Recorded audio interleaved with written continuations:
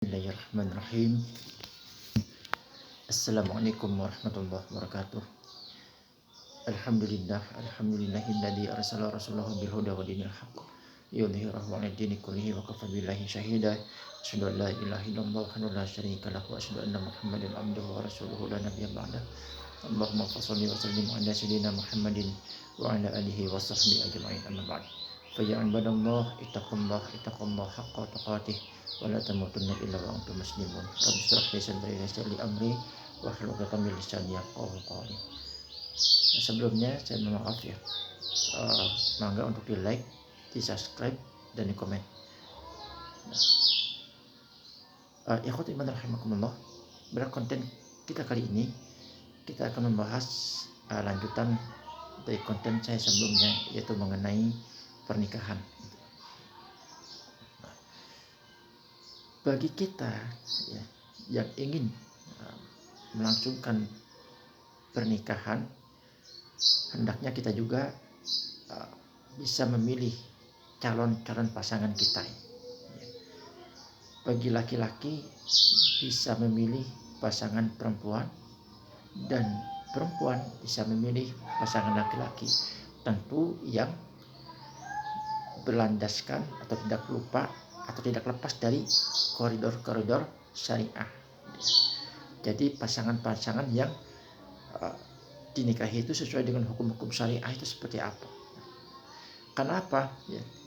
Karena hal ini akan menjadi seorang ayah bagi suami nantinya di ke depan, dan bagi perempuan itu nantinya akan menjadi seorang ibu bagi anak-anak kita nanti ke depannya, gitu kan?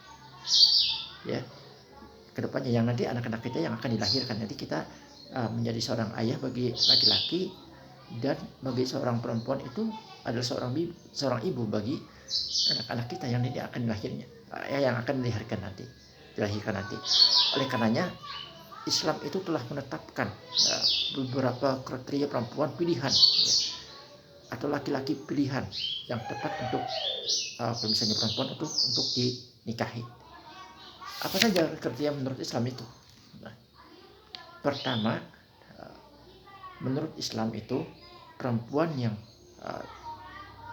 pas atau cocok untuk dinikahi oleh seorang laki-laki yang mukmin, yang beriman kepada Allah, hendaknya kita ini memilih perempuan yang bersandarkan kepada pemahaman agama yang kuat. Ya.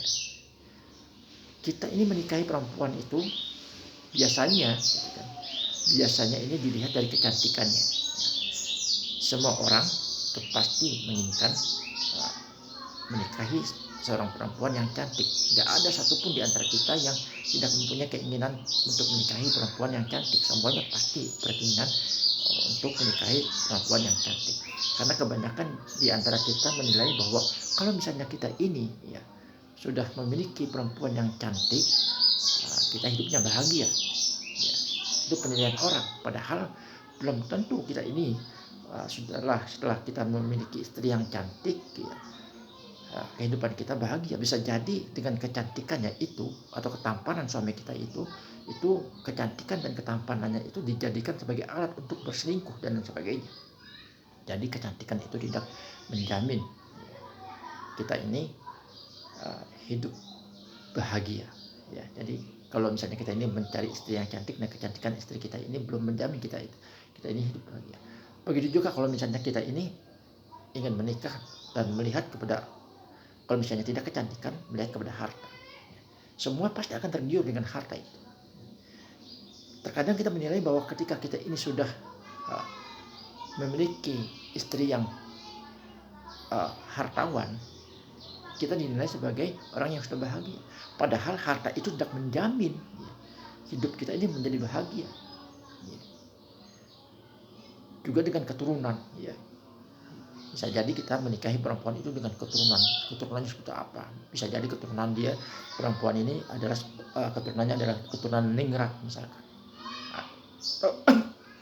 Maaf, bangsawan. Keturunan bangsawan misalkan. Bisa jadi seperti itu. Ya, maaf itu dia ada gangguan teknis sedikit ya. Bisa jadi seperti itu. Padahal keturunan juga belum menjamin kita untuk hidup bahagia. Jadi kecantikan, harta, dan keturunan itu belum menjamin kita hidup bahagia. Yang menjamin kita hidup bahagia itu agama. Kan agama yang akan menjamin kita hidup bahagia. Ya. Karena nantinya istri-istri yang memahami agama, ya, pasti dia akan memahami batasan-batasan halal dan haramnya seperti apa. Ya. Dia akan taat kepada Allah Subhanahu wa taala dan memerintahkan suaminya untuk atau mengingatkan suaminya untuk taat kepada Allah Subhanahu wa taala. Ya. Dan ini yang nantinya akan menuai kebahagiaan sebetulnya karena agama yang kuat. Ya. Jadi bukan kecantikan, bukan harta, dan juga bukan keturunan, tapi yang lebih menjamin kita untuk meraih kehidupan kebahagiaan itu adalah karena kita mendapatkan istri-istri yang paham betul dengan agama. Nah, lalu setelah kita ini ya, memahami bahwa agama itu adalah merupakan bagian pemahaman yang harus dipahami oleh kita sekalian, dan apabila kalau misalnya calon perempuan itu memahami agamanya kuat, maka pilihlah agama atau perempuan yang memilih atau perempuan yang memahami agamanya itu. Ya, perempuan yang memahami agama yang kuat. Lalu yang kedua, pilihlah atas dasar keturunannya. Ya, jadi setelah kita sudah memilih agama yang kuat, atau maaf, kita memilih calon istri itu yang pemahaman agamanya yang kuat. Lalu yang kedua, calon istri kita ini hendaknya dari keturunannya yang seperti apa. Mengapa demikian? Karena memilih perempuan untuk dijadikan istri atas dasar keturunannya itu berdasarkan kepada hadis Rasulullah SAW. Ya. Di mana Rasulullah SAW itu pernah bersabda, pilihlah yang baik untuk benih kamu, karena wanita itu melahirkan anak seperti saudara laki-laki dan saudara perempuannya. Ya. Jadi memilih atas dasar keturunan itu keturunan yang baik-baik dan keturunannya yang tidak ada mempunyai penyakit apapun. Misalkan dari sanak saudara mereka ini, dari benih-benih mereka ini ada yang tidak mempunyai anak misalkan. Itu kalau bisa itu tidak seperti itu. Akan tetapi hendaknya kita memilih kepada anak atau memilih istri itu dari keturunan yang baik. Karena kalau memilih perempuan yang dari keturunan yang baik, maka nanti akan berdampak kepada benih yang akan tanam kita ini akan menjadi baik lagi. Ya. Benih yang nantinya akan menjadi cikal bakal menjadi seorang anak kita ini akan menjadi baik. Nah, ini adalah hadisnya adalah hadis riwayat Ibnu Adi dan Ibnu Asakir. Nah, lalu yang ketiga, selain kita ini memilih perempuan itu atas dasar pemahaman agama yang kuat dan juga atas dasar keturunannya, yang ketiga adalah bukan dari keluarga yang dekat.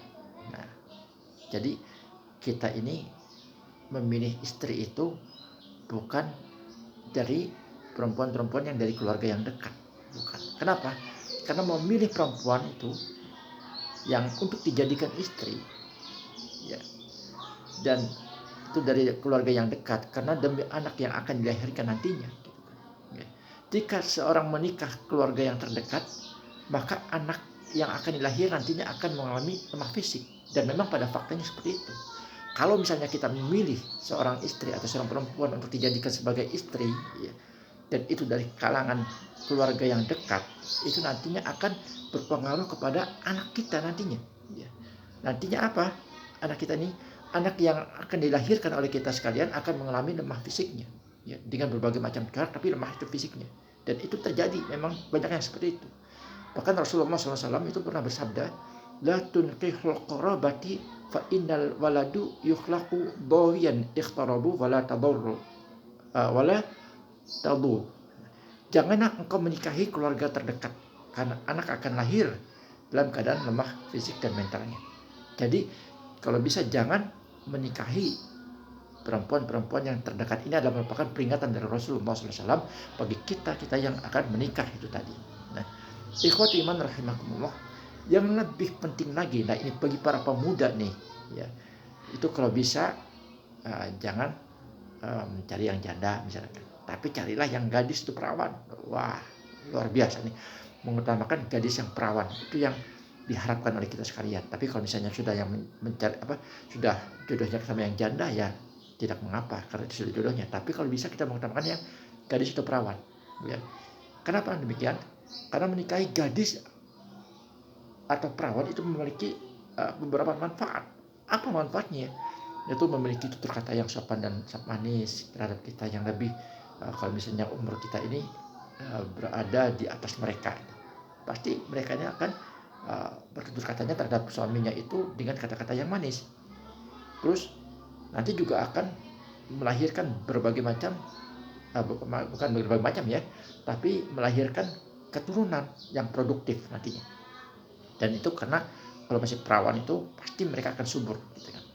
Terus juga lebih banyak bersyukur atas pemberian daripada suaminya, gitu kan. Berbeda dengan kalau misalnya sudah janda atau apalagi usianya sudah berada di atas kita, itu biasanya banyak yang protes seperti itu. Ya.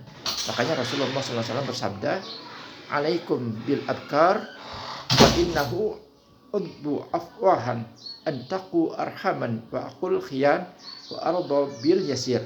Nah, hadis ini adalah hadis riwayat Ibnu Majah wal Baihaqi.